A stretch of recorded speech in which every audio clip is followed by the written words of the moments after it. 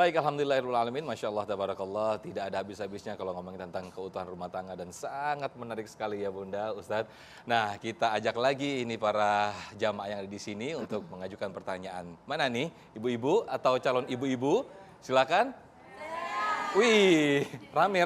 Yang mana nih, Ya udah, yang udah megang mic deh, silakan. Bunda, silakan. Assalamualaikum, saya Eni dari Rumah Kebaikan Bandung. Ya. Saya pernah dengar salah satu kiat menjaga rumah tangga adalah komunikasi yang baik dengan suami. Tapi gimana kalau kita mau ngobrol, kita takut suami kita udah, aduh takut marah nih kalau kita ngobrol ini gitu Bun.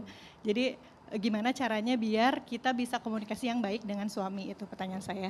Terima kasih, wassalamualaikum warahmatullahi wabarakatuh. Menemukan momen yang pas itu gimana caranya ya Iya, Bunda betul. ya? Silakan Bunda Yati dulu, nanti mungkin Iya, Uwas akan jadi kan menambahi.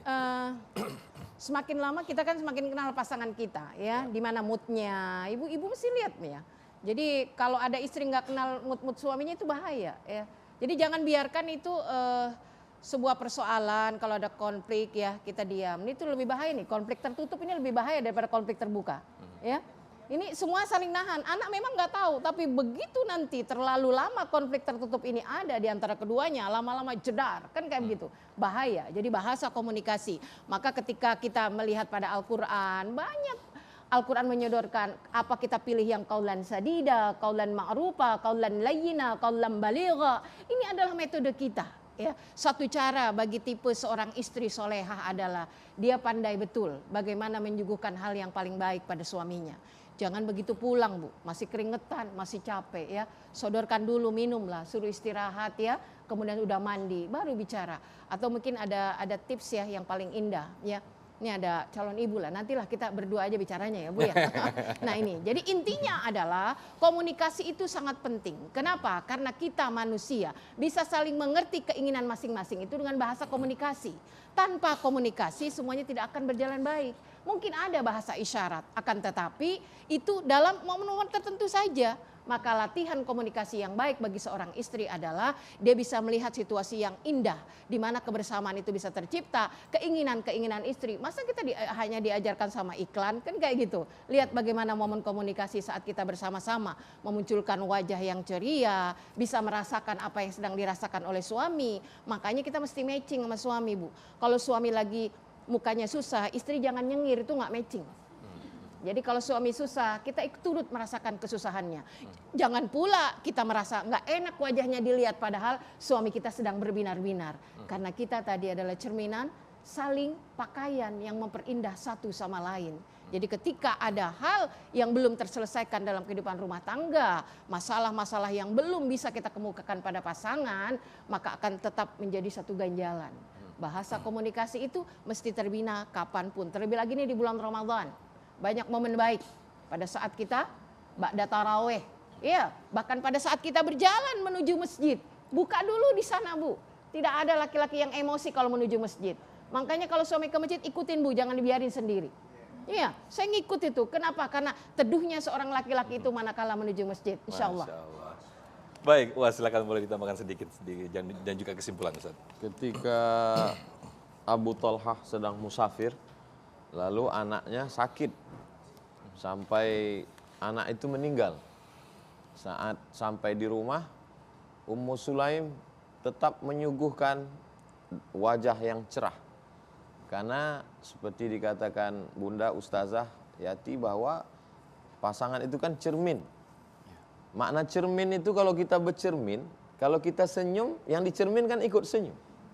Gak mungkin kita senyum dia nangis. Gak mungkin kita nangis dia senyum. Maka saat Abu Talha pulang, istrinya menyambut dengan senyuman, wajahnya tidak berubah sama sekali.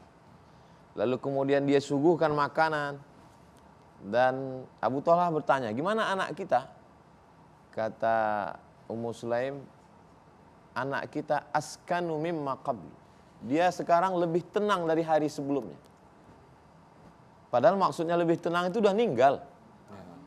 Dia sanggup menyambut dengan raut wajah yang cerah, dengan menyuguhkan makanan, dengan melayani, mohon maaf sampai berhubungan. Dan hasil hubungan itu lahirlah seorang anak yang soleh-solihah setelah itu. Diganti Allah SWT lebih baik daripada yang sebelumnya. Sampai ketika setelah selesai dia beritahu anak kita sudah meninggal. Abu Talhah naik emosinya, dia tenangkan, dia sampaikan, akhirnya sadar bahwa begitulah lembutnya seorang.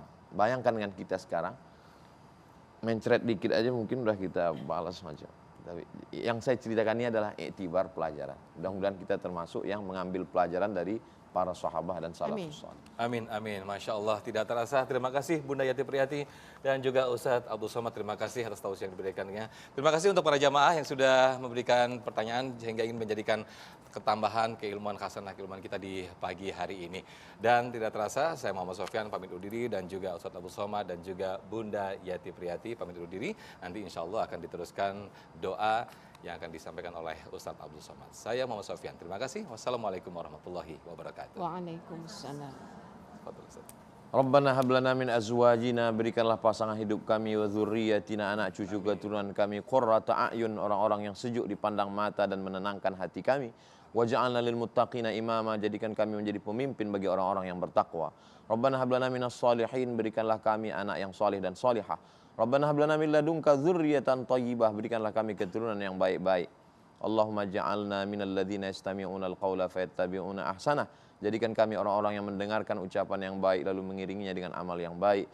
Bijahi nabiyika Muhammadin sallallahu alaihi wasallam. Wa sallallahu ala sayyidina Muhammad wa ala alihi wasallam. Walhamdulillahi rabbil alamin.